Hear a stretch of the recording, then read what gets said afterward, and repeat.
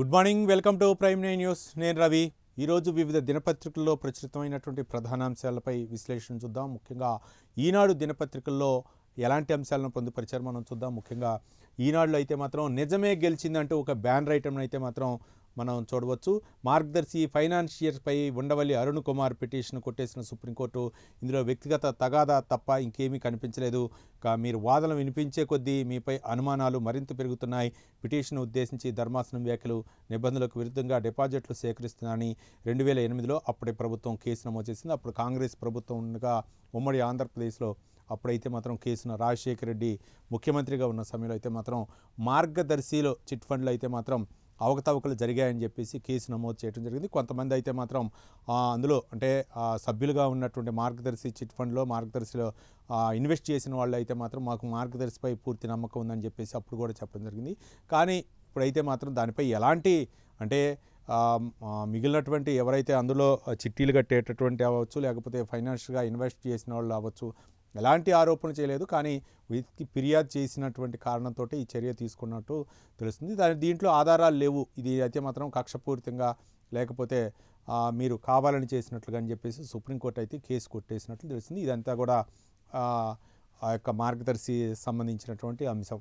ఇంకా మరో అంశం చూడవచ్చు. ఒక బాల్యం నుంచే భరోసా, 6వ తరగతి నుంచి ఉపాధి నైపుణ్యాల శిక్షణ, 9వ తరగతి నుంచి వృత్తి విద్యా కోర్సులో నీతి ఆయోగ్ నివేదిక పొందుపరిచినటువంటి నీతి ఆయోగ్ ఏ విధంగా పొందుపరిచింది చూద్దాం. ఉపాధికి అవసరమైన నైపుణ్యాలను విద్యార్థులకు చిన్నతనం నుంచి అందించాలని, ఉపాధి సామర్థ్యాలను తీర్చిదిద్దడానికి పాఠశాల వ్యవస్థలో అంతర్భాగం చేయాలని నీతి ఆయోగ్ సూచించింది. దీనికి గాను 6వ తరగతి నుంచే వ్యవస్థాపక ఉపాధి నైపుణ్యాల శిక్షణ ప్రారంభించాలని, 9వ తరగతి నుంచే క్రమబద్ధమైన వృత్తి విద్యా కోర్సులను ప్రవేశపెట్టాలని ప్రతిపాదించింది. మొత్తానికైతే మాత్రం విద్యార్థుల యొక్క అభిరుచులకు అనుగుణంగా ఏ విధంగా అంటే వాళ్ళకి ఏదైనా అంటే ఒక విధంగా మెకానిక్ కావాలనుకుంటే దానిపై కూడా శిక్షణ 9వ తరగతి నుంచే, ముఖ్యంగా వాళ్ళకి 6వ తరగతి నుంచే ఈ యొక్క వాళ్ళకి వృత్తి విద్యపై అయితే మాత్రం కోర్సులు ఇచ్చేటటువంటి అవకాశం ఉన్న నేపథ్యంలో దీన్నైతే మాత్రం ఒక నీతి ఆయోగ్ ఒక నివేదిక సమర్పించినటువంటి అంశాలను అయితే మనం చూడవచ్చు. పంచాయతీరాజ్ సంస్థలను బీసీలకు 34% రిజర్వేషన్ వెలువడిన ఉత్తర్వులు అంటూ కథనాన్ని అయితే మనం చూడవచ్చు. పంచాయతీరాజ్ సంస్థలకు త్వరలో నిర్వహించే ఎన్నికల్లోనూ వెనుకబడిన తరగతులకు 34% రిజర్వేషన్ పై ప్రభుత్వం కల్పించింది. పంచాయతీరాజ్ చట్టంలో బీసీలకు కల్పించిన 34% రిజర్వేషన్లు పునరుద్ధరిస్తున్నట్లుగా ఉత్తర్వులు అయితే మాత్రం పేర్కొంది.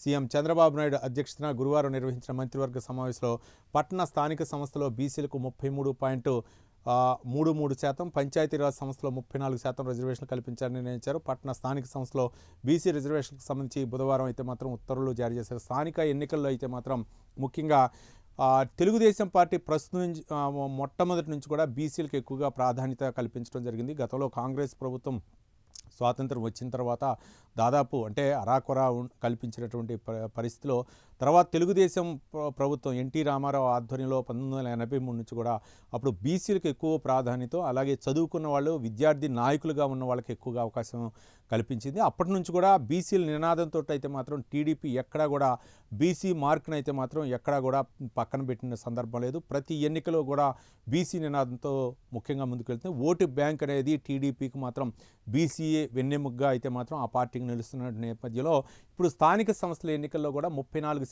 రిజర్వేషన్లతో అయితే మాత్రం పంచాయతీ ముఖ్యంగా ఎన్నికలకైతే వెళ్ళేటటువంటి అవకాశం ఉంది. ఒక పక్క బీసీ రిజర్వేషన్లు, ఎస్సీ ఎస్టీ రిజర్వేషన్లు ఏమాత్రం కూడా డ్యామేజ్ అవ్వకుండా, వాటికి ఏమాత్రం విఘాతం కలగకుండా ఈ బీసీ రిజర్వేషన్లు పెంచుకుంటూ, మరో పక్క మహిళలకు 33% రిజర్వేషన్లు కూడా తన మేనిఫెస్టోలో ఉన్నటువంటి నేపథ్యంలో కేంద్రంలో ఎన్డీఏ ప్రభుత్వ విధానం కూడా అదే నేపథ్యంలో ఇవైతే మాత్రం ఒక కూటమి ప్రభుత్వానికి ఒక ప్లస్ అని కూడా చెప్పవచ్చు.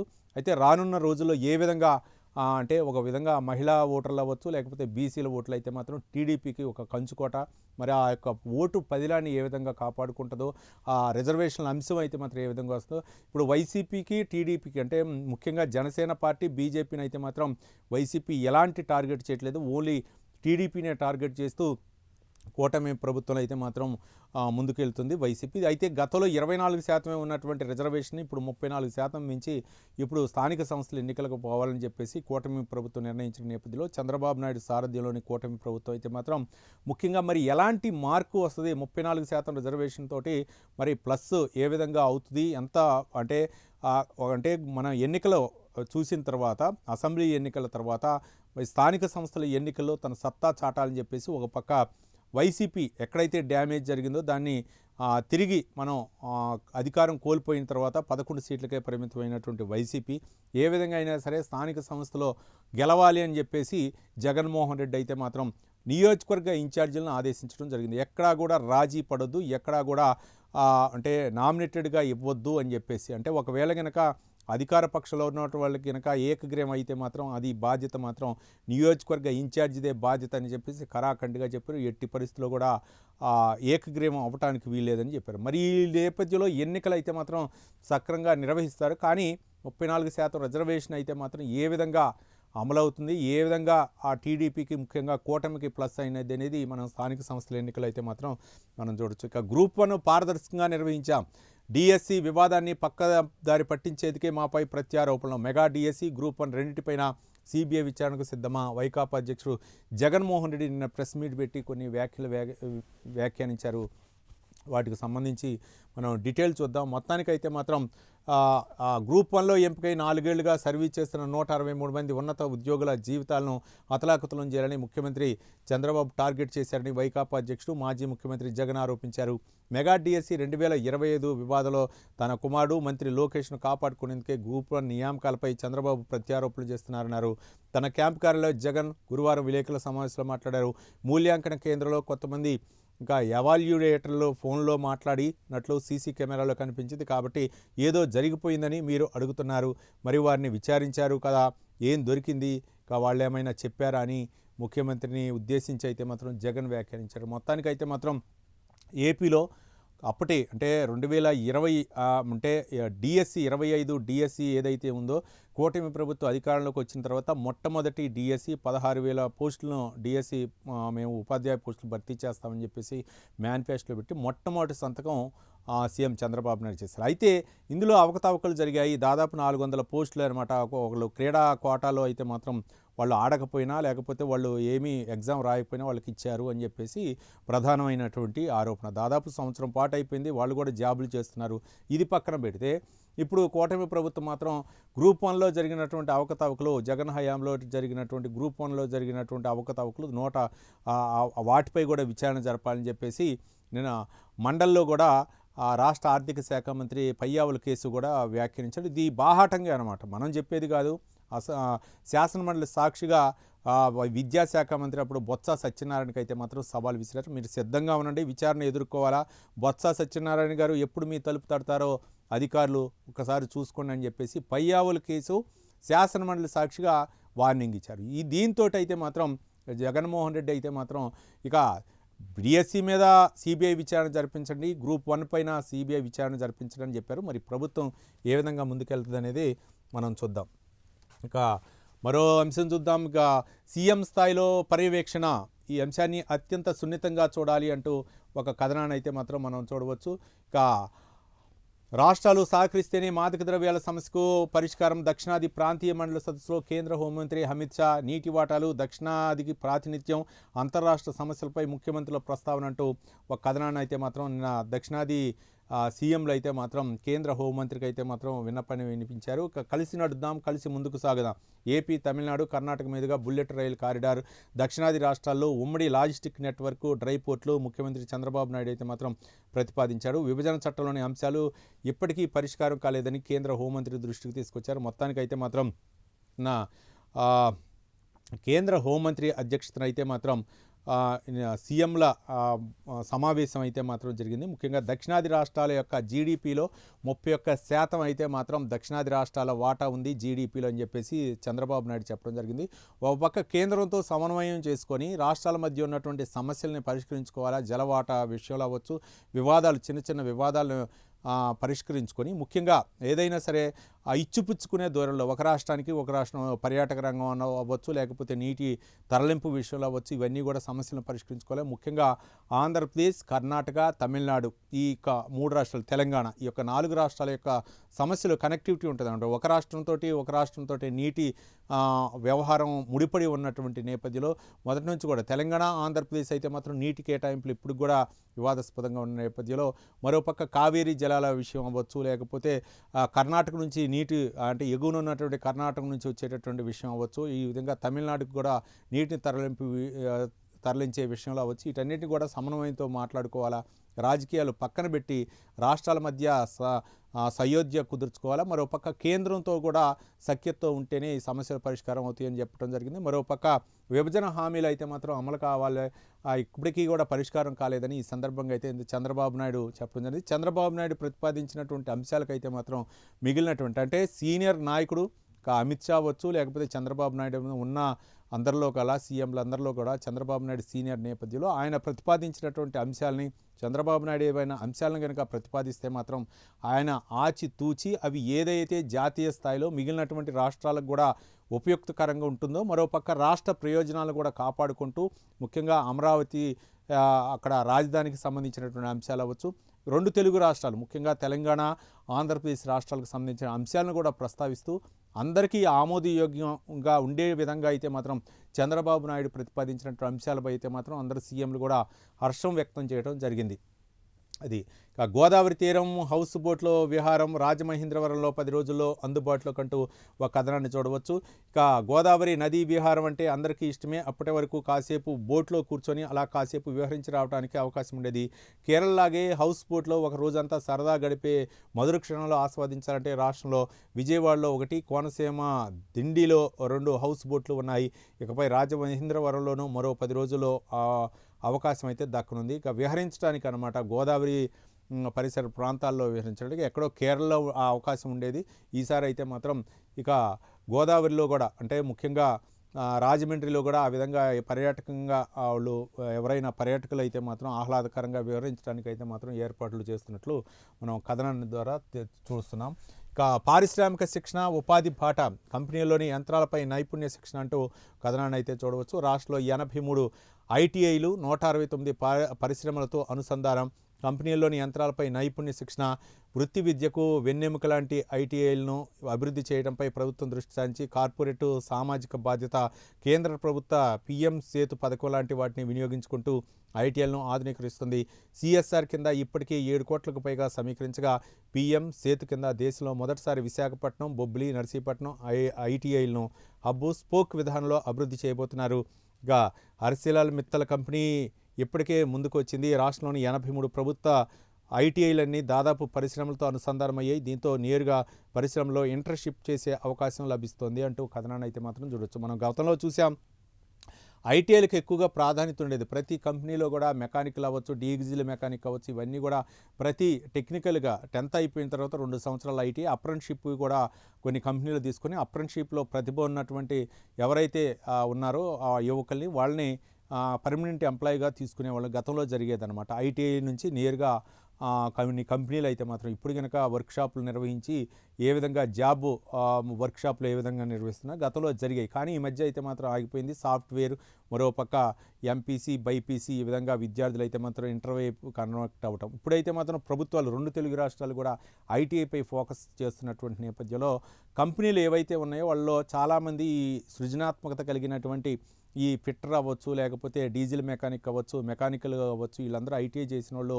ఒక తక్కువైపోతున్నారు. దీని నేపథ్యంలో అందరూ కూడా ఇంజనీరింగ్ అని వెళ్ళిపోయిన సందర్భంలో వృత్తి నైపుణ్య శిక్షణ ఇచ్చేటటువంటిగా వాళ్ళకి అప్రెంటిషిప్ ఇచ్చే విధంగా అయితే మాత్రం కొన్ని కంపెనీలతో అయితే మాత్రం అవగాహన ఒప్పందం కుదుర్చుకున్నటువంటి నేపథ్యంలో ఐటీఐలకు పూర్వవైభవం తీసుకొచ్చే విధంగా ఒక అంటే గతంలో అయితే మాత్రం కార్మికులుగా మరోపక్క వాళ్ళలో అంటే మెయింటెనెన్స్ ఎక్కువగా డిపార్ట్మెంట్ వీళ్ళే ఆధారపడి ఉంటారు. కాకపోతే కంపెనీల్లో ఎలాంటి మిషనరీ ఉంటుంది, వాటికి టెక్నికల్గా ఏ విధంగా నేర్చుకోవాలనే విధంగానే ముందే తర్ఫీదిచ్చి వాళ్ళు కొన్ని రోజుల పాటు ప్రభుత్వం అయితే మాత్రం కొన్ని రోజులు ఆలోచిస్తుంది. ఒక 6 నెలల పాటు చదువు చెప్పి 6 నెలల పాటు కంపెనీల్లో పనిచేసే విధంగా అక్కడ చేసే విధంగా వాళ్ళకి స్టైఫండ్ వచ్చే విధంగా కొన్ని రోజులు ఆ విధంగా కూడా ఏపీ ప్రభుత్వం అయితే ప్లాన్ చేస్తుంది. ఇది అయితే మాత్రం కొంతమందికి అంటే ఎక్కువగా ఇంజనీరింగ్ లేకపోతే ఆ స్థాయికి వెళ్ళలేని వాళ్ళు ఏదైనా సరే తక్కువలోనే చదివి ఎక్కువ అంటే ఒక స్థిరపడాలనుకునే వాళ్ళకైతే మాత్రం ఇది ఉత్తమమైనటువంటి మార్గం అని కూడా ప్రభుత్వం అయితే మాత్రం చెప్తుంది. ఇక మరో దినపత్రిక సాక్షి దినపత్రిక విషయానికి వస్తే మాత్రం సాక్షిలో మాత్రం అన్నీ కూడా ప్రభుత్వానికి వ్యతిరేకంగా ఉంటాయి. కానీ నిన్న జగన్మోహన్ రెడ్డి ప్రెస్ మీట్లో మాట్లాడినటువంటి విషయాలే హైలైట్గా అయితే మాత్రం మనకి బ్యానర్ ఐటెంలో మనం చూడదు. సిబిఐ విచారణకు సిద్ధమా అంటూ ఒక కథనాన్ని అయితే మాత్రం చూశారు. గ్రూప్ 1పై మేము రెడీ, మెగా డిఎస్సిపై మీరు రెడీనా అంటూ ఒక బ్యానర్ ఐటెంని అయితే మాత్రం మనం సాక్షి దినపత్రికలో చూడవచ్చు. సీఎం చంద్రబాబు, మంత్రి లోకేష్కు మాజీ సీఎం వైఎస్ జగన్మోహన్ రెడ్డి సవాల్ అంటూ ఒక కథనాన్ని మనం చూద్దాం. సిద్ధమైతే తక్షణమే రెండింటిపైన సిబిఐ విచారణ కోరుతూ లేఖ రాయాలని ఛాలెంజ్. చరిత్రలో మొదటిసారి అసలు పరీక్ష లేకుండా టీచర్ ఉద్యోగాలు ఇచ్చారు. అవుట్ సోర్సింగ్ ఉద్యోగికి మొదటి ర్యాంక్ ఎలా వచ్చింది? మెరిట్ లిస్టులో మొదటి స్థానంలో ఉన్న వ్యక్తికి ఎందుకు ఉద్యోగం ఇవ్వలేదు? అనంతరం మెరిట్ లిస్టు ఎందుకు మార్చారు? అరాచకాలకు గేట్లు ఎత్తి 372 మంది ఉద్యోగాలు ఇవ్వగానే జీవోలు రద్దు చేసి గేట్లు మూసేశారు. విద్యాశాఖ మంత్రి ఆమోదం లేకుండా ఆ జీవోలు ఇవ్వగలుగుతారా? స్పోర్ట్స్ కోటా పేరిట టీచర్ పోస్టులు అమ్మకాలు బేరసారాలు జరిగినట్లుగా అసెంబ్లీలో తండ్రి కుమారులు ఒప్పుకున్నారు. బేరసారాలు జరిగినట్లు ఆడియో వీడియో సాక్ష్యాలు ఉన్న మీరు తీసుకున్న చర్యలు ఏమిటి అంటూ జగన్మోహన్ రెడ్డి నిన్న మీడియా సాక్షిగా ప్రశ్నించినటువంటి అంశాలు. మొత్తానికైతే మాత్రం డిఎస్సి గ్రూప్ 1 అంశం అయితే మాత్రం అసెంబ్లీలో కూడా చర్చ జరుగుతుంది. గ్రూప్ 1లో ఏ విధంగా జరిగాయి, అక్కడ మూల్యాంకనం ఏ విధంగా తయారు చేశారు, దాదాపు 163 మంది అధికారులు అయితే మాత్రం ఇప్పుడు వాళ్ళు విధులు నిర్వర్తిస్తున్నారు. ఈ నేపథ్యంలో అప్పుడు జరిగినటువంటి అంశాలపై మొత్తానికి సిబిఐ విచారణ జరిపించాలని చెప్పేసి జగన్మోహన్ రెడ్డి అయితే మాత్రం డిమాండ్ చేశారు. సిబిఐ విచారణ వేస్తారా లేదా అని పక్కన పెడితే, మరోపక్క డిఎస్సిపై కూడా వీళ్ళు అంటే ఒక వారం రోజుల పాటు అయితే మాత్రం రాష్ట్ర వ్యాప్తంగా పోరుబాట పట్టి దాదాపు ధర్నాలు, రాస్తారోకోలు నిర్వహించి కలెక్టరేట్కు, ఆర్డీఓలకి వినతి పత్రాలు ఇచ్చారు. ఎంఆర్ఓలకు కూడా వినతి పత్రం ఇచ్చి వైసీపీ అయితే మాత్రం ఒక డిఎస్సిపై ఒక ఉద్యమాన్ని కూడా చేపట్టింది. దీన్ని కంట్రోల్ చేయడం కోసం కూటమి ప్రభుత్వం అయితే మాత్రం గ్రూప్ 1 అయితే మాత్రం తీసుకొచ్చింది. ఆ గ్రూప్ 1పై కూడా సిబిఐ విచారణ జరపండి, డిఎస్సిపై కూడా సిబిఐ విచారణ జరపించండి, మేము సిద్ధం అని చెప్పేసి జగన్మోహన్ రెడ్డి అయితే మాత్రం సవాల్ విసిరారు. దీనిపై ఏ విధంగా ఉంటుంది, నిజంగా సిబిఐ విచారణకి ఇస్తారా లేకపోతే దీని మీద ఏ విధంగా ఉంటుందని చెప్పేసి ఇప్పటికే సిట్ కూడా విచారణ ఇవ్వటం జరిగింది. దీనిపై ఏ విధంగా ప్రభుత్వం ముందుకెళ్తుందని మనం చూద్దాం. కొడుకును కాపాడుకోవడం కోసం ఏపీపీఎస్సీపై అభండాలు, చంద్రబాబుపై వైఎస్ఆర్సీపీ అధ్యక్షుడు వైఎస్ జగన్ ధ్వజం. గ్రూప్ 1 పరీక్ష ప్రక్రియలో ఏ తప్పు జరగలేదు, అన్ని పిచ్చి ఆరోపణలు, పరీక్షలో అవకతవకలు జరగలేదని మీరు వేసిన సిట్టే హైకోర్టుకు చెప్పింది. మీ మాదిరిగా పరీక్షలే రాయకుండా ఎవరికీ మేము ఉద్యోగాలు ఇవ్వలేదు. కోవిడ్ కారణంగానే డిజిటల్ మూల్యాంకనం అయినా డిజిటల్ మూల్యాంకనాన్ని పరిగణలోకి తీసుకోలేదు. డిజిటల్ మూల్యాంకనాన్ని హైకోర్టు తప్పుపట్టలేదు. కానీ నోటిఫికేషన్లు లేనందునే మాన్యువల్ మూల్యాంకనం జరపాలి అని సూచించిన హైకోర్టు అంటూ జగన్మోహన్ రెడ్డి నిన్న మీడియా సాక్షిగా మాట్లాడినటువంటి అంశాలను అయితే మాత్రం మనం చూడవచ్చు. ఇక మరో అంశం, చర్చలతోనే జల వివాదాలకు తెరల. ఏళ్ల తరబడి వివాదాలు కొనసాగిస్తే ఎవరికీ ప్రయోజనం ఉండదు. న్యాయస్థానాలు, ట్రిబ్యునల్లు ఈ సమస్యలను పరిష్కరించలేవు. సెప్టెంబర్లో 4 రాష్ట్రాల సీఎంతో ఢిల్లీలో భేటీ అవుతా సదరన్ కౌన్సిల్ సమావేశంలో కేంద్ర హోంమంత్రి అమిత్ షా వ్యాఖ్యానించినటువంటి వ్యాఖ్యలు అయితే మాత్రం చూడవచ్చు. మొత్తానికి ఇక ట్రిబ్యునల్ వేసుకుంటా జల వివాదాలకి పోతూ ఉంటే వాటికైతే మాత్రం కాలయాపన తప్ప మరొకటి లేదు. గతంలో కూడా మాజీ సీఎం కేసీఆర్ కూడా ఎన్నోసార్లు చెప్పారు, కమిటీలు వేయటం లేకపోతే ట్రిబ్యునల్ వేయటం ఇవన్నీ కూడా కాలయాపన. ఒక రాష్ట్రం అటెండ్ అయితే ఒక రాష్ట్రం మరో రాష్ట్రం అటెండ్ అవ్వదు. ఆ రాష్ట్ర తరపున జలవనరుల శాఖ మంత్రి అవ్వచ్చు, నీటిపారుదల శాఖ మంత్రి అవ్వచ్చు, వాళ్ళ తరపున మరోపక్క నీటిపారుదల శాఖ సంబంధించినటువంటి అధికారులు కూడా ఒక రాష్ట్రం అధికారులు అటెండ్ అయితే మరో రాష్ట్ర అధికారులు అటెండ్ అవ్వరు. మాకు సమయం కావాలంటే రకరకాలైన మొత్తం కాలయాపన తప్ప మరొకటి లేదు. అయితే 4 రాష్ట్రాల సీఎంలతో అయితే మాత్రం భేటీ అవుతానని కేంద్ర హోంమంత్రి చెప్పారు. కాబట్టి మరి ఆ జల వివాదాలకి ఏ విధంగా పులి స్టాప్ పడేది అనేది మనం చూద్దాం. జనసేన ఎంపీ లింగంనేని కుమారుడి ర్యాష్ డ్రైవింగ్, యువతి మృతి అంటూ కథనాన్ని చూసాము. నిందితుడు సంజూష్ హైదరాబాద్ ఐటీ కారిడార్లో ఇన్బార్బిట్ మాల్ వద్ద 16న ఘోర రోడ్ ప్రమాదం. లగ్జరీ స్పోర్ట్స్ కారుతో దూసుకొచ్చిన జనసేన ఎంపీ లింగంనేని రమేష్ కుమారుడు సంజూష్ అంటూ రోడ్డు దాటుతున్న యువతిని అతివేగంతో ఢీకొన్న సంజూష్. లైఫ్ స్టైల్ స్టోర్ ఉద్యోగిని భారతి ముఖి దుర్మరణం.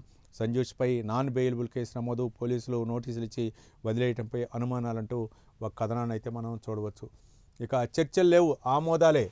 డిఎస్సి అక్రమాలపై మండలిలో చర్చ కోసం చివరి రోజు పట్టుబడిన వైఎస్ఆర్సీపీ ఎమ్మెల్సీలు మండలి చైర్మన్ కుర్చీని చుట్టుముట్టి ఆందోళన. వాయిదా తీర్మానం తిరస్కరణ తర్వాత చర్చ కుదరదన్న చైర్మన్.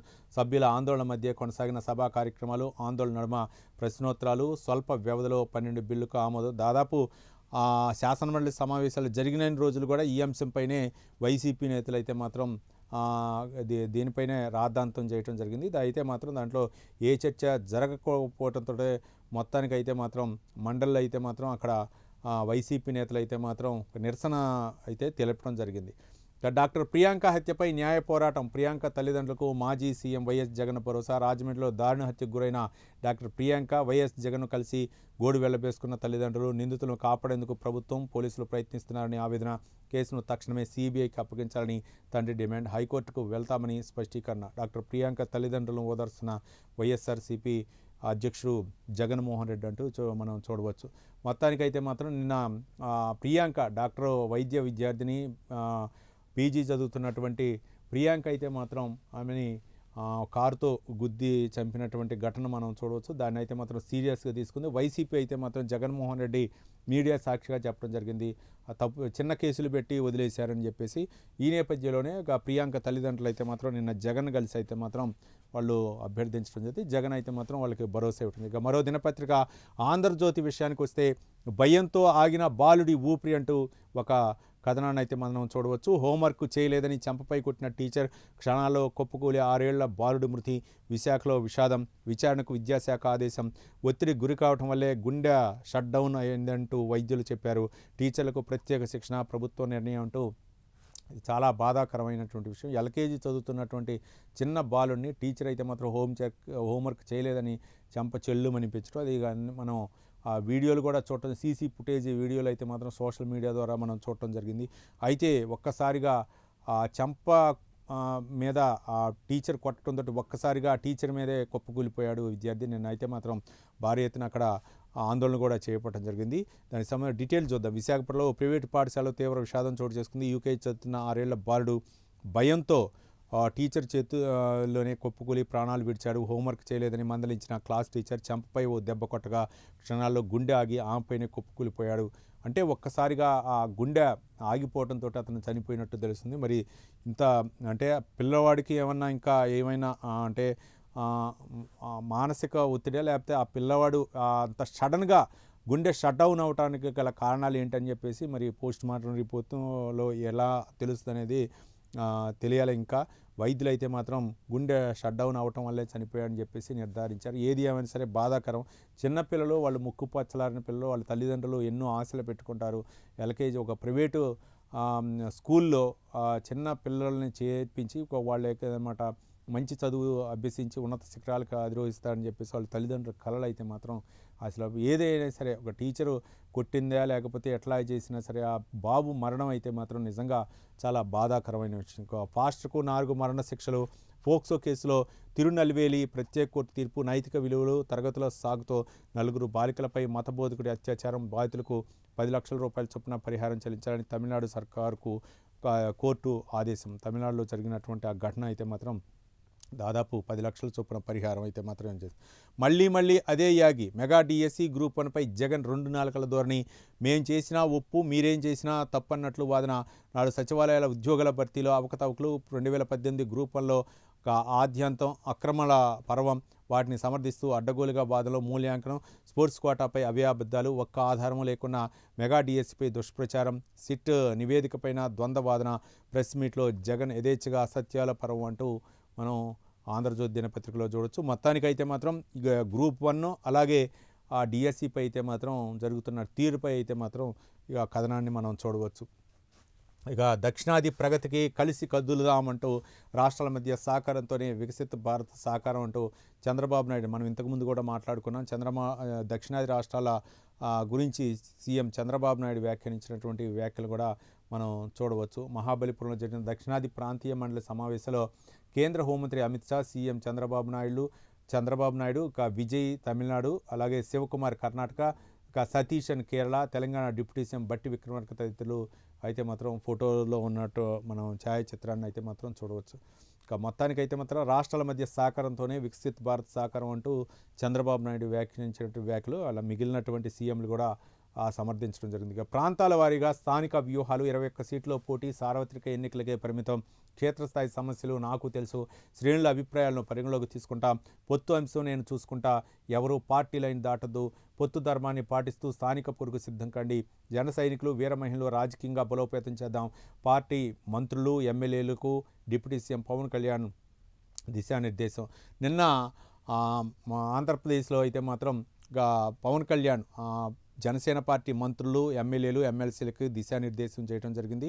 మొత్తానికైతే మాత్రం కొన్ని చోట అంటే ఒక ఎమ్మెల్యేలు చెప్పడం జరిగింది. అంటే కొన్ని చోట్ల పొత్తు ధర్మానికి విరుద్ధంగా వ్యవహరిస్తున్నారు టీడీపీ శ్రేణులు అవ్వచ్చు అని చెప్పి అవన్నీ కూడా నా దృష్టికి వచ్చినాయని చెప్పేసి పవన్ కళ్యాణ్ చెప్పడం జరిగింది. అయితే 21 సీట్లకు అసెంబ్లీ ఎన్నికల్లో మనం అంతవరకు పొత్తు పెట్టుకున్నాం, బాగానే ఉంది. కానీ స్థానిక సంస్థల్లో అయితే మాత్రం డిఫరెంట్గా ఉండబోతుందని చెప్పేసి పిఎస్సి చైర్మన్ గతంలో మంత్రి పౌర సరఫరాల శాఖ మంత్రి నాదెండ్ల మనోహర్ కూడా గతంలో చెప్పడం జరిగింది. అది అంతవరకే పొత్తు, కానీ స్థానిక సంస్థలు వేరేగా ఉండబోతుందని చెప్పేసి చెప్పడం జరిగింది. అయితే స్థానిక సంస్థలు ఇప్పుడే మనం వాళ్ళని సన్నద్ధం చేయాలి, వీర మహిళని జనసేన పార్టీ నాయకుల్ని మనం ఇప్పుడే సన్నద్ధం చేయాలి. ఎక్కడ బలోపేతం ఉన్నదో మనం గెలిచే వాటే కంపల్సరిగా తీసుకొని గెలవాలి. ఏదో కంపల్సరీగా అక్కడ నాయకుడికి ఏదో పార్టీపై ఒత్తిడి తెచ్చి లేకపోతే ఇది చేశాడని చెప్తే దానివల్ల ఉపయోగం లేదు. ఇప్పుడు 21 సీట్లు తీసుకొని 21 సీట్లు గెలిచాం. అట్లనే రేపు ఇంకా ఎక్కువగా సీట్లు తీసుకొని జనసేన పార్టీ ఎక్కువగా ప్రభావం చూపేటటువంటి ప్రాంతాల్లో గెలవాలి అని చెప్పేసి వాటిపై మీరు పరిశీలించండి అని చెప్పేసి క్షుణ్ణంగా ఎమ్మెల్యేలు ఉన్న ప్రాంతాలు కాకుండా, జనసేన పార్టీ ఎమ్మెల్యేలు ఉన్న ప్రాంతాలు కాకుండా లేని ప్రాంతాల్లో కూడా మిగిలినటువంటి నియోజకవర్గాల్లో జనసేన ప్రాబల్యం ఏ విధంగా ఉంది, అక్కడ మన సైనికుల్ని, మన జనసేన వీర మహిళల్ని, జనసేన పార్టీ నాయకుల్ని కాపాడాలని చెప్పేసి పవన్ కళ్యాణ్ దిశానిర్దేశం జరిగింది. ముఖ్యంగా స్థానిక సంస్థల ఎన్నికలకు ఇప్పటి నుంచే సన్నద్ధం చేస్తున్నట్లు పవన్ కళ్యాణ్ అయితే మాత్రం ఒక పార్టీకి అయితే మాత్రం ఒక క్లియరెన్స్ అయితే ఇవ్వటం జరిగింది. స్థానిక సంస్థల ఎన్నికలకు సిద్ధంగా కండి అని చెప్పేసి ఒక ఇంటి ఉంది, ఒక సర్వే 9 నుంచి 11 మంది సభ్యులతో కమిటీని కూడా వేస్తామని చెప్పడం జరిగింది. దానిపై అయితే మాత్రం ఇక మొత్తానికి దిశానిర్దేశం అయితే జరిగింది. ఇక జడ్పీలకు ఒక్కరే ఉపాధ్యక్షుడు, మండల పరిషత్తుకు కూడా సవరణ బిల్లుకు అసెంబ్లీ ఆమోదం, కాంట్రాక్ట్ ఉద్యోగుల సర్వీస్ క్రమబద్ధీకరణ బిల్లు, పంచాయతీరాజ్ సంస్థలో బీసీలకు 34%, సర్పంచ్ నుంచి జడ్పీ చైర్పర్సన్ వరకు రిజర్వేషన్, పంచాయతీ సభ్యులు, ఎంపీటీసీ, ఎంపీపీ, జడ్పీటీసీ పదవులకు వర్తింపంటూ ఉత్తర్వులు జారీ చేసి నిన్న ప్రభుత్వం అయితే మాత్రం ఉత్తర్వులు జారీ చేసింది. జస్టిస్ సుభాష్ రెడ్డి సారథ్యంలో విచారణ కమిటీలో సభ్యులుగా 2 మాజీ జడ్జిలు, సిబిఐ మాజీ డైరెక్టర్, మాజీ డీజీపీ విద్యార్థులపై లాఠీ చార్జ్తో పాటు పోలీసులపై జరిగిన దాడిని విచారించాలి. ఇది నీట్ పరీక్షకు సంబంధించి అవకతవకలు జరిగిందని చెప్పేసి ధర్మేంద్ర ప్రధాన్ రాజీనామా చేయాలని జంతర్ మంతర్ వద్ద జరిగినటువంటి ఘటనకు సంబంధించి అయితే మాత్రం సుప్రీంకోర్టు అయితే మాత్రం ఒక కమిటీని వేసింది, విచారణ కమిటీని జస్టిస్ సుభాష్ రెడ్డి సారథ్యంలో. దీనిలో అయితే మాత్రం మాజీ జడ్జిలు, అలాగే సిబిఐ మాజీ డైరెక్టర్ కూడా, అందులో మాజీ డీజీపీ కూడా నియమించి ఒక కమిటీని ఏర్పాటు చేసి దాని మీద లాఠీచార్జ్ చేయడం జరిగింది. ఒక నివేదిక అయితే ఇవ్వాలని చెప్పేసి ఆదేశించడం జరిగింది. మొత్తానికైతే మాత్రం రబీకి ఎల్నిలో గండం, రాష్ట్రంలో అన్ని జిల్లాల్లో లోటు వర్షపాతం, ఖరీఫ్లో గణనీయంగా తగ్గిన సాగు విస్తీర్ణం 30.84 లక్షల హెక్టార్లకు గాను 16.78 హెక్టార్లోనే పంటలు, ఎల్నిలో మరింత బలపడే అవకాశం, భూతాపం కూడా తోడైతే మరింత గడ్డు కాలం, డిసెంబర్ వరకు ప్రతికూల పరిస్థితులే, వ్యవసాయ వాతావరణ శాస్త్రవేత్తల హెచ్చరిక, ఎల్నినో ప్రభావంపై రంగా వర్సిటీలో వర్క్షాపు, వ్యవసాయ యూనివర్సిటీలో అయితే మాత్రం వర్క్షాపు.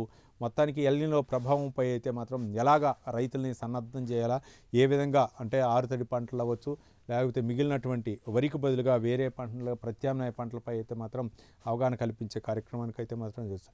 ఇక మరో దినపత్రిక చివరిగా వెలుగు దినపత్రిక విషయానికి వస్తే మాత్రం డీలిమిటేషన్తో మా గొంతు నొక్కొద్దు, సదరన్ జోనల్ మీటింగ్లో దక్షిణాది రాష్ట్రాల సీఎంలు అంటూ ఒక కథనాన్ని అయితే మాత్రం మనం వెలుగు దినపత్రిక ఇంతకుముందు కూడా చెప్పుకున్నాం. చంద్రబాబు నాయుడు, అలాగే తమిళనాడు ముఖ్యమంత్రి విజయ్, అలాగే కర్ణాటక ముఖ్యమంత్రి శివకుమారు, అలాగే తెలంగాణ డిప్యూటీ సీఎం బట్టి విక్రమార్క, ఏపీ సీఎం అందరూ కూడా పాల్గొని డీలిమిటేషన్తో అయితే మాత్రం మా గొంతు నొక్కొద్దు అంటూ దక్షిణాది రాష్ట్రాల నుంచి అన్ని అభ్యర్థనలు అయితే మాత్రం వినిపించడం జరిగింది. మరో పక్క జీడిపి గురించి అవ్వచ్చు, లేకపోతే రాష్ట్రాల సమస్యల గురించి అయితే మాత్రం లేవనెత్తడం జరిగింది. కేంద్ర హోంమంత్రి దృష్టికి తీసుకెళ్ళడం జరిగింది. అయితే ఈ యొక్క ట్రిబ్యునల్ అవ్వచ్చు, లేకపోతే కమిటీలు అవ్వచ్చు, ఇవన్నీ కూడా నీటి సమస్యల గురించి మనం ఒక 4 రాష్ట్రాల సీఎంలతో అయితే మాత్రం నేను కూర్చొని మాట్లాడతానని చెప్పేసి కేంద్ర హోంమంత్రి అమిత్ షా అయితే మాత్రం చెప్పడం జరిగింది. ఇక కృష్ణా జలాల్లో తెలంగాణ హక్కులను కాపాడాలని నిన్న బట్టి విక్రమార్క అయితే మాత్రం చెప్పడం జరిగింది. కాళేశ్వరం, పాలమూరుకు కేంద్రం సాయం చేయాలి. ఇక జీసీ లింకులో నికర జలాలకు అదనంగా 200 టీఎంసీల వరద జలాలు ఇవ్వాలి, సమస్యల పరిష్కారమే అసలైన సమైక్యవాదం అంటూ బట్టి విక్రమార్క దక్షిణాది రాష్ట్రాల సీఎంల సమావేశంలో అయితే మాత్రం ఆయన చెప్పడం జరిగింది. ఇంకా మరో అంశం చూద్దాం. బీటెక్లోనూ చేరొచ్చు, పాలిటెక్నిక్ స్టూడెంట్స్కు మంత్రి వివేక్ వెంకటస్వామి భరోసా. లెటర్ ఎంట్రీతో సెకండ్ ఇయర్ ప్రవేశాలు ఉంటాయి, లెక్చరర్ సర్వీస్ రూల్స్ ప్రమోషన్లకు ఇబ్బంది ఉండదు. ఇక స్కిల్ వర్సిటీ పరిధిలోకి కాలేజీలు వస్తే ప్రాబ్లమ్స్ రావు, ఉపాధి అవకాశాల విస్తరణే లక్ష్యంగా, పరిశ్రమలతో లింక్, ఫీజులో మార్పు ఉండదు, ప్రతి నెల 2000 స్టైఫండ్, తప్పుడు ప్రచారాలు నమ్మవద్దని మంత్రి వివేక్ వెంకటస్వామి విజ్ఞప్తి. అంతకుముందు జేఏసీ ప్రతినిధులతో సమావేశం. మొత్తానికి పాలిటెక్నికల్ వ్యవహారం జీవో నెంబర్ 97 అయితే మాత్రం రద్దు చేయాలని చెప్పేసి అందరూ కూడా, అంటే వృత్తి విద్యా కోర్సులాగా పాలిటెక్నికల్ కూడా అందుట్లో నేర్పుతారు. ఇది వద్దు మాకు, కాబట్టి ఇప్పుడు ఉన్న విధంగానే యథాతథంగా ఉంచండి అని చెప్పేసి రాష్ట్ర వ్యాప్తంగా, తెలంగాణ వ్యాప్తంగా అయితే మాత్రం పాలిటెక్నికల్ విద్యార్థులు అయితే మాత్రం ధర్నా నిర్వహించడం. దీనికి వివేక్ వెంకటస్వామి, కార్మిక శాఖ మంత్రి వివేక్ వెంకటస్వామి అయితే మాత్రం వివరణ ఇచ్చే ప్రయత్నం చేశారు. ఇక ఆర్డీఓ ఏఓ ఆస్తులు 100 కోట్లు. Ibrahimpatnam administrative officer Srinivasa Reddy arrest. గతంలో మహేశ్వరం ఆర్ఐగా, బాలాపూర్ తహసీల్దార్గా విధులు, అవినీతి ఆరోపణలు, ఆదాయానికి మించిన ఆస్తులు. శ్రీనివాసరెడ్డి ఇంటితో పాటు 5 ప్రాంతాల్లో ఏసీబీ సోదాలు. ఇక ఆచారం వద్ద 10 ఎకరాల వ్యవసాయ భూమి గుర్తింపు, వివిధ ప్రాంతాల్లో ఉన్న 8 ఓపెన్ ప్లాట్ల డాక్యుమెంట్లు స్వాధీనం అని చెప్పేసి మొత్తానికైతే మాత్రం అవినీతి చేప అయితే మాత్రం చిక్కింది. ఆర్డీఓ ఏఓ ఆస్తులు అయితే మాత్రం 100 కోట్లు. ఒక చిన్న స్థాయి నుంచి ఆ స్థాయికి ఎదిగిన వ్యక్తి ఒక 100 కోట్లుగా అక్రమాలకు పాల్పడ్డారంటే దీనిపై అయితే మాత్రం ఇంకా ఈ మధ్యకాలంలో చాలామంది కూడా, ముఖ్యంగా రెవెన్యూ శాఖలో అయితే మాత్రం ఇలాంటి దందా నడుస్తుంది. మొత్తానికైతే మాత్రం శ్రీనివాసరెడ్డి 100 కోట్లకు అవినీతికి పాల్పడ్డట్టు తెలుస్తుంది. దానిపై ఇంకా విచారణ జరగాల్సింది. ఎవరు పార్టీ లైన్ దాటినా చర్యలు. కొండా సుస్మిత వ్యాఖ్యలపై పీసీ చీఫ్ మహేష్ కుమార్ గౌడ్ మాట్లాడారు. మంత్రి కొండా సురేఖకు షోకాజ్ నోటీసులు ఇచ్చాం, ఆమె వివరణ తర్వాత చర్యలు ఉంటాయి, టికెట్ ఎవరికి ఇవ్వాలనేది సిడబ్ల్యూసీ నిర్ణయం అని చెప్పేసి పరకాల సీటు గురించి అయితే మాత్రం వివాదం నడుస్తుంది. ఇక మహేష్ కుమార్ గౌడ్ వ్యాఖ్యానించినటువంటి వ్యాఖ్యలు, నా కుమార్తె వ్యాఖ్యలకు నేనెలా బాధ్యురాలని, ఇది సహజ న్యాయస్ఫూర్తికి విరుద్ధం. పీసీసీ క్రమశిక్షణ కమిటీ చైర్మన్కు మంత్రి కొండా సురేఖ వివరణ. కాంగ్రెస్ నాయకత్వంపై, పార్టీ క్రమశిక్షణపై తనకు సంపూర్ణ గౌరవం ఉందని చెప్పేసి కొండా సురేఖ ఇచ్చారు. గతంలో కూడా ఆమె సుష్మిత కొన్ని కీలకమైనటువంటి వ్యాఖ్యలు చేసే రేవంత్ రెడ్డిపై. అంతేకాకుండా ఈమె ఓఎస్డి సుమంత్ ఎవరైతే ఉన్నారో, గతంలో ఏదైతే ప్రభుత్వం తప్పించింది సుమంత్, ఆయనపై ఆరోపణలు రావడంతో పోలీసులు అరెస్ట్ చేయడానికి వెళ్ళినప్పుడు కూడా ఆమె సుష్మిత అయితే మాత్రం కొన్ని వ్యాఖ్యలు చేయడం జరిగింది. రేవంత్ రెడ్డిని టార్గెట్గా చేస్తూ సింగిల్ వర్డ్ ఉపయోగించి అయితే మాత్రం సీఎం రేవంత్ రెడ్డి అని చెప్పేసి మాకు రక్షణ లేకుండా పోయింది ఒక మంత్రికి అని చెప్పేసి, మంత్రి ఇంటికి పోలీసులు వెళ్ళి ఓఎస్డీపై అవినీతి ఆరోపణలు వచ్చినాయని చెప్పేసి ఓఎస్డీ సుమంత్ని విచారించడానికి పోలీసులు వెళ్తే ఇంట్లో ఉన్నా లేరని చెప్పేసి ఆమె సుష్మిత వ్యాఖ్యలు చేసింది. ఈ మధ్యకాలంలో పరకాల ఎమ్మెల్యే రేవూరి ప్రకాష్ రెడ్డిపై అయితే మాత్రం ఆమె కాబోయే ఎమ్మెల్యే, అంటే కమింగ్ సూన్ ఎమ్మెల్యే అంటూ ఆమె వ్యాఖ్యలు చేయడం, సుష్మిత వ్యాఖ్యలు చేయడం పరకాల. ముఖ్యంగా ఆయన అక్కడ సిట్టింగ్ ఎమ్మెల్యే రేవూరి ప్రకాష్ రెడ్డి, ఆయనపై చేస్తున్నటువంటి నేపథ్యంలో మరోపక్క ఎల్లో కాంగ్రెస్, అలాగే ఒరిజినల్ కాంగ్రెస్ అని చెప్పేసి ఇప్పుడు ప్రెసిడెంట్ ఎల్లో కాంగ్రెస్ నడుస్తుందని చెప్పేసి ఆమె కీలకమైనటువంటి వ్యాఖ్యలు చేసింది. మరి ఇట్లాంటి కాంగ్రెస్ ప్రభుత్వం అధికారంలో ఉన్న తర్వాత ఒక తల్లి బాధ్యతాయుతమైనటువంటి దేవాదాయ శాఖ మంత్రి బాధ్యత నిర్వహిస్తున్నటువంటి నేపథ్యంలో కూతురు ఇట్లాంటి వ్యాఖ్యలు చేయటం మాత్రం ఇది వరంగల్ జిల్లాలో కాంగ్రెస్ పార్టీకి అయితే మాత్రం ఒక పెద్ద ఎదురుదెబ్బ అని చెప్పొచ్చు. ముఖ్యంగా ఇట్లాంటి సమస్యలు కనుక పరిష్కరించకపోతే మాత్రం కాంగ్రెస్కి పెద్ద డ్యామేజ్ ఏర్పడే అవకాశం ఉంది.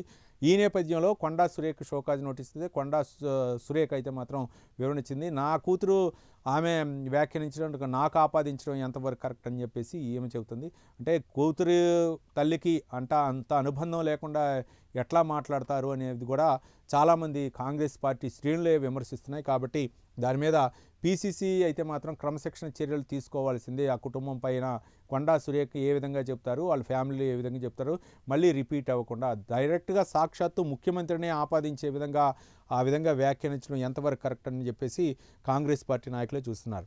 ఇక బకాయిలు కట్టకుంటే జైలుకే, సీఎంఆర్ మిల్లర్లకు civil supply commissioner Stephen Ravindra warning. ప్రభుత్వానికి చెల్లించాల్సిన డబ్బు వ్యాపారాలకు మళ్లించడం నేరం. 86 మంది మిల్లర్ల నుంచి 1500 కోట్లు రావాల్సి ఉన్నట్లు civil supply commissioner Stephen Ravindra వ్యాఖ్యానించినటువంటి వ్యాఖ్యలు అయితే మనం చూడొచ్చు. టీచర్ భయానికి ఆగిన చిన్నారి గుండె అంటూ మన వైజాగ్లో జరిగినటువంటి ఘటన గురించి హోంవర్క్ చేయలేదు, సరిగా రాయలేదని చెప్పేసి ఆ చిన్నారిని ఒక చెంపదెబ్బ కొట్టడం జరిగింది. టీచర్ వెంటనే ఆ టీచర్ చేతిలోనే కుప్పకొట్టడం జరిగింది. దానికైతే మాత్రం బాధాకరమైనటువంటి విషయం. మరో అంశం చూస్తున్నాం. రాబోయే రోజుల్లో కేంద్ర కేబినెట్లో తెలంగాణ నేతలకు సముచిత స్థానం, త్వరలోనే ప్రధాని మోదీ నిర్ణయం. ఎంపీ కె లక్ష్మణ్ నేను బీజేపీ పార్లమెంటరీ బోర్డు సభ్యుడిగా కొనసాగుతున్న 22A ఇబ్బందులకు బాధ్యత వహిస్తూ రెవెన్యూ మంత్రి రాజీనామా చేయాలని లక్ష్మణ్ అయితే మాత్రం డిమాండ్ చేశారు. మనం చివరిగా చెప్పుకుందాం. ఈ తెలంగాణలో అయితే మాత్రం 22A వ్యవహారం అయితే మాత్రం తీవ్ర చర్చనీయాంశమైంది. చాలామంది కూడా భూములు కొనుక్కున్నాయి. అంటే గతంలో బీఆర్ఎస్ హయాంలో వేలంలో కొనుక్కున్నటువంటి భూములు కూడా ఇప్పుడు 22లోకి వెళ్ళటం, కొంతమంది తమ తాతల తరాల నుంచి వస్తున్నటువంటి ప్రైవేటు భూములు కూడా 22Aలోకి వెళ్ళటం అయితే మాత్రం తీవ్ర చర్చనీయాంశమైంది. ఇది రెవెన్యూ శాఖ మంత్రి పొంగులేటి శ్రీనివాసరెడ్డి కూడా క్షమాపణ చెప్పడం జరిగింది. అయినా సరే దానికైతే మాత్రం వివరణ ఇవ్వాలి, ఎవరు బాధ్యత వహిస్తారు, ఎవరు అధికారులు మీ ప్రమేయం లేకుండా అని చెప్పేసి ప్రతిపక్షాలు అయితే ప్రశ్నిస్తున్నాయి. ఇవి వివిధ దినపత్రికల్లో ముఖ్యంగా ఏపీ తెలంగాణలో ఉన్నటువంటి అంశాలపై ప్రధానమైనటువంటి విషయం. ఇది ఇవాల్టి విశ్లేషణ కార్యక్రమం. రేపు మళ్ళీ కలుద్దాం. చూస్తూనే ఉండండి ప్రైమ్ 9 న్యూస్. నిజం ఇదే మా ఏజ్.